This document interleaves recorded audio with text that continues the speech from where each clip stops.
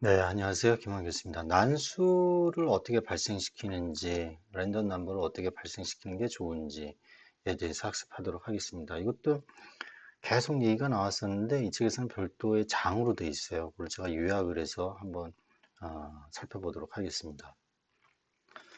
난수가 사용되는 암호 기술, 난수의 성질, 그다음에 우리 슈도 랜덤 넘버 제너레이터, 그다음에 구체적인 의사난수 생성기에 대해서 한번 살펴볼게요.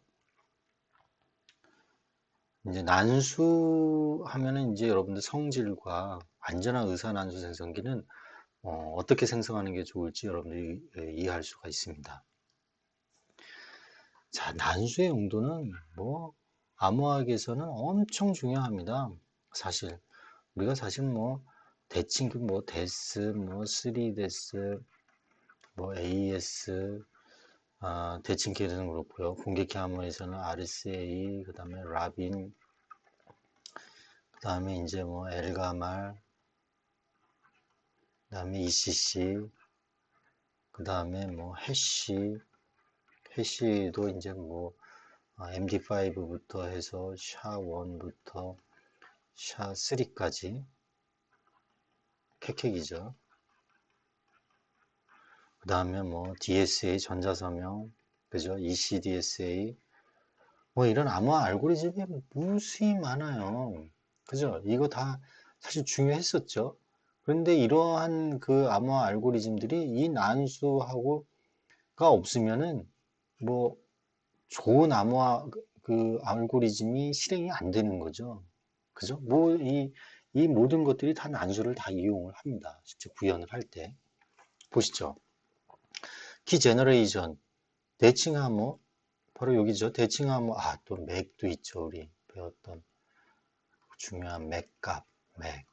또 있어 H맥도 배웠고요. 맥에서 키, 생성을 해서 여기 이제 키가 들어가야 되잖아요. 네, 그죠? 그때 사용이 될 거고.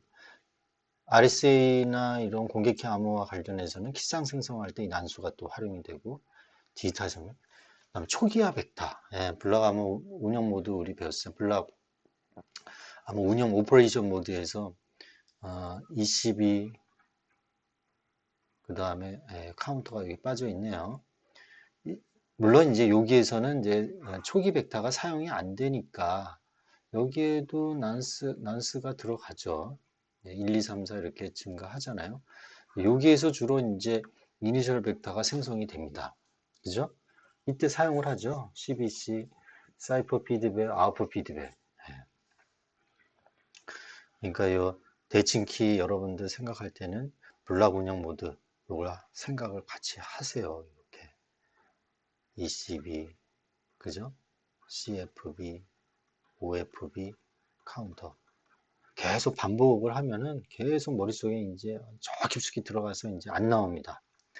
그다음에 넌스 생성할 때 리플레이 어택이나 블라가모모스 카운터 아까 제가 여기 카운터에서 1, 2, 3, 4 증가하고 넌스 생성을 할 때 넌스하고 플러스 이제 카운터가 이제 있잖아요. 1, 2, 3, 4 증가하는 거 그걸 의미합니다. 그다음에 솔트 생성할 때 패스워드를 기초로 해서 암호화하는 거 전 시간에 우리 배웠는데 여기서 솔트도 난수에 의해서 발생이 됐었죠. 고춧가루 뿌리는 거요. 그 다음에 일회용 패딩에 사용되는 열. 예, 이게 다 난수의 를 이용을 해서 전부 구현이 됩니다. 자, 난수의 성질도 세 가지 있었어요. 무작위성, 예측 불가능성, 재현 불가능성. 예? 무작위로 되어 있는 성질이죠. 과거의 수요를 다음 수에 예측할 수가 없어야 돼요. 다음 수요는 전에 나왔던 것이, 과거에 나왔던 것이 다음에 뭐가 나왔을까? 여러 가지 이제 과거에 이렇게 나온 게 있다 그러면 그 다음에 이 과거의 수열로부터 다음 수를 예측을 하는 성질이 없어야 된다는 거죠. 그 다음에 같은 수열을 재현할 수 없어야 돼요. 예측 불가능성하고 재현 불가능성 아주 중요한 성질입니다. 근데 약한 의사난수는 이 무작위성은 있어요. 하지만 이 예측 불가능성하고 재현 불가능한 성질이 없는 거죠. 그래서 암호 기술 적용이 좀 불가능하고요. 강한 의사남수, 이 슈도 랜덤 넘버 제너레이터도 약한 의사남수하고 강한 의사남수가 있는데 예측 불가능성은 있는데 재현 불가능성은 또 없어요. 근데 하지만 이거는 암호 기술 적용이 가능합니다. 그리고 구현은 소프트웨어적으로 하고 그 대신 재현 불가능성은 없지만 긴 주기가 발생하도록 이제 하는 거죠. 긴 주기. 아주 롱텀 주기죠. 진성 난수는 뭐 이 세 가지를 다 만족을 하는데 주로 이게 하드웨어, 하드웨어로 이제 구현이 가능하고 암호 기술에 이제 활용이 됩니다. 주로 암호화에서는 이걸 사용하는데 요새는 이 진성 난수를 사용하는 경우도 많이 이제 생기고 진전되고 있습니다. 자, 의사난수 생성기. 랜덤 넘버 제너레이터는 하드웨어에서 의사난수 생성기는 소프트웨어로 생성 주기성이 이제 긴 주기성이 이제 존재하는 거죠. 그래서 이제 종자가 필요한 거죠. 종자. 이 종자도 우리 그 대칭키에서 그 키를 잘 보관하는 것처럼 이 CD는 잘 보관해야 돼요. 왜냐하면 이 CD를 알게 되면 의사난수열을 해커가 예를 들면 요거를 의사난수 CD를 어떻게 뭔지를 알게 되면은 이거하고 요 내부 상태는 구현을 할 수가 있거든요. 그죠? 그러면 의사난수열을 해커가 발생시킬 수 있다라는 얘기예요. 자, 무작위법. 무작위 방법은 긴 주기를 발생하는데 예측 불가능성을 가져야 하므로 주기가 짧아서는 이제 안 되는 거죠. 그 다음에 복잡한 알고리즘보다는 명확한 알고리즘을 쓰는 게 좋습니다. 그래야만이 예측 불가능성을 갖는지 어떤지 평가가 가능하잖아요. 그죠? 자, 그래서 아까는 이제 구체적인 의사 난수 생성기에 대해서 지금 알아보는데 첫 번째 이제 무작위 방법이 있는데 이 무작위 방법은 이제 이런 기능이 특징이 있어야 된다라고 말씀드렸고 그다음 선형 방법이 있어요. 이 선형 방법은 linear concurrency method인데 그래서 이제 linear concurrency generator라고 이제 얘기를 합니다. 이거는 예측 불가능성을 갖지 않아요. 긴 주기가 이제 긴 것. 근데 주기는 이제 긴 주기를 갖고 있는 거죠. 그런데 이거는 암호 기술에 사용하면 안 돼요. 예, 이게 주기가 이제 존재하기 때문에 그렇습니다. 왜 그럴까요? 여기 보면은 이 모드를 사용하기 때문에 그래요. 이게 우리 파이나이트 필드 배웠잖아요. 파이나이트 유한체상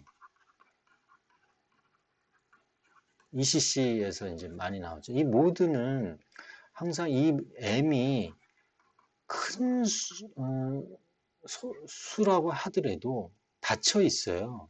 그죠? 예를 들면 M이 만약에 13이라고 그러면 여기 요거는 이거에 대한 결과는 0에서 10이죠. 왜냐면 나머지니까.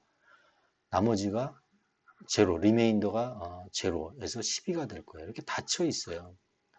그렇다 그러면 이 RN이라는 그 의사난수열은 요거가 어느 정도 크냐에 따라서 항상 요 값에서 루틴하게 그 값이 나올 겁니다. 그러니까 이제 주기가 존재할 수밖에 없는 거죠. 자, 방법은 이 종자가 들어가면은 내부 상태를 초기화를 하고 의산환수 생성할 때마다 내부 상태를 이제 갱신하는 거죠. 바로 요 식에 의해서 내부 상태가 A 곱하고 C에서 모두를 취하면은 의산환수열이 이제 나오게 됩니다. 그럼 요거를 다시 입력으로 집어넣는 거죠. 그죠? 그럼 내부 상태가 항상 이게 바뀌잖아요. 그죠? 이 종자는 내부 상태 초기에 이니셜라이즈 하는 거고 그 다음부터는 내부 상태가 바뀌게 됩니다. 그래서 의산환수열이 이렇게 발생이 될 거예요. 이거를 선형 합동법이라고 합니다. 그 다음에 이제 요 일방향 해시함수를 사용하는 거예요. 이거는 저는 예전에 한번 배웠었죠. 이 일방향 해시함수의 어떤 원웨이니스 요걸로 인해서 예측 불가능성이 보장이 됩니다. 이게 강한 의사 남수를 생성을 시켜요. 그러니까 이게 사용을 암호학에서 사용을 하겠죠. 예, 사용을 합니다. 그래서 여기 종자 시드가 들어가면은 처음에 내부 상태를 초기화를 시키고 그 다음에 일반형 해시, 예, 이 해시는 뭐 샤1을 하던 뭐 샤2를 하건 샤3를 하건 그 다음에 MD5를 하건 돌려서 의산환수를 생성시키고 하나만 증가시키면 되는 거죠. 왜? 일방향 해시 함수는 어밸런시 이펙트가 있었잖아요. 눈사태 효과가 있기 때문에 한 비트만 변경이 돼도 이 결과는 엄청나게 그 틀린 값이 나오는 거죠. 자, 암호를 사용하는 방법이 또 있습니다. 데스와 같은 대칭 암호나 RS와 같은 이제 공개키 암호를 사용을 해서 강한 의산환수를 생성하는 이제 PRNG인데요.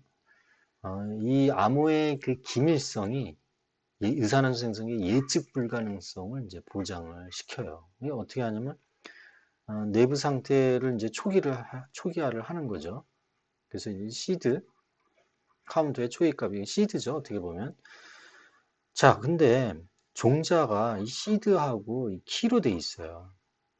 여기 카운터의 초기값이 이제 해서 요거를 이제 초기화를 시킵니다. 그 다음에 한번 돌아가면 이제 플러스 1씩 증가를 시키고 요 키로 요 내부 상태에서 나온 값을 암호화를 시키는 거예요. 뭐 데스로 암호화를 시키건 뭐 예를 들면 공개키 암호를 시키든 간에 그죠? 암호화를 시키는 거예요. 그러면 여기 예를 들면 데스라면 56비트의 키가 들어가서 여기서 나온 뭐 값을 암호화를 시키는 거죠. 이게 이제 의산안수열로 사용을 하는 겁니다. 그래서 필요한 만큼의 의산안수가 얻을 때까지 요 2번하고 4번을 반복을 시키면 되는 거예요. 일식시켜서. 이거는 아주 강한 키까지 들어가서 암호화를 시켜서 사용하기 때문에 강한 의산함수를 사용을 하고 여기 발생하는 PRNG의 알고리즘도 아주 간단하죠. 투명하게 이제 보입니다. 복잡성이 있는 게 아니에요. 자, 이게 안시의 X917의 의산함수 생성 절차입니다. 표준화된 거죠. 여기 보시면 지금까지 배웠던 거를 복합적으로 이제 사용하는데 특히 이 암호화 키를 이제 이용을 하는 겁니다. 초보 내부 상태 초기화 값이 들어가고 이 내부 상태 값을 하고 키가 이제 들어가면은 암호화를 시킬 때 현재 시각을 암호화를 시켜요. 현재 시각. 실제 이제 구현한 거는 현재 시각을 암호화를 시켜갖고 요 내부 상태에서 온 거하고 익스클루시브 우화를 시킵니다. 내부 상태와 암호화된 현재 시각을 익스클루시브 우화를 시켜요. 그 다음에 이거를 다시 1차 암호화를 시킨 거를 익스클루시브 우화를 하고 또 2차 암호화를 해요. 키로 2차 암호화까지 해서 그거 나온 거를 의산안수열로 생각을 하는 겁니다. 방금 전에 우리 암호 이용하는 거는 키로 바로 이 내부 카운터에서 나온 그 결과를 암호화시켜서 의산안수를 했던 개념적인 거죠. 실제 표준에서는 현재 시각을 암호화를 한번 하고 이거를 내부 상태와 초기화된 거하고 익스클루시브 우화를 한번 거치죠. 여기서 그냥 암호화를 시켜서 난수를 하지 않고 요 1차 요 과정을 한 번 더 거칩니다.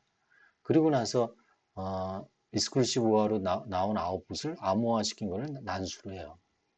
그 다음에 이 암호화하고 여기서 1차 암호화에서 나온 결과를 익스클루시브 한 다음에 또 3차 암호화를 해요.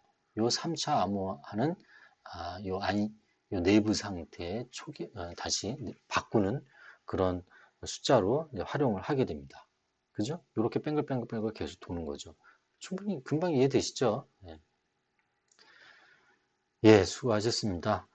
지금까지 우리 전 시간에는 그 키가 어떻게 되는지, 그다음에 이제 이번 시간에는 이제 난수가 어떻게 되는지, 어떻게 이제 발생을 시키는 게 좋은지를 이제 배웠고요. 암호학에서는 이 키하고 난수가 상당히 중요합니다. 그래서 어떤 학계에서는 전문가 또는 학자들은 요 키하고 난수만 또 이렇게 연구하시는 분들이 있어요. 여러분도 여기 관심 있으시면 더 디테일하게 논문을 읽어보시면 좋겠습니다. 자, 난수의 성질은 무작위성, 예측 불가능성, 재현 불가능성이 있어야 되고요. 의사난수 생성기가 그 역할을 하는데 첫 번째 무작위 방법하고 무작위 방법에서는 t가 이제 길어야 된다고 그랬죠. 그 다음에 선형 합동법이 있었는데 이 선형 합동법은 라이브러리 함수에서도 많이 이용을 하는데 이게 약한 의사난수예요. 그래서 암호학에서는 권장을 하지 않습니다. 예? 그리고 일방향 해시 함수가 있었습니다. 이거는 예측 불가능성 요거를 보장을 하기 때문에 사용을 하겠죠, 암호학에서. 그 다음에 이제 암호를 사용하는 방법, 이것도 예측 불가능성을 확보를 하고 있어서 많이 사용을 합니다. 그래서 이 대표적인 요 암호를 이용하는 방법에 ANSI X.일치를 한번 예로 이제 우리가 어떻게 실제로 구현이 됐는지 살펴봤습니다. 예, 수고 많으셨습니다.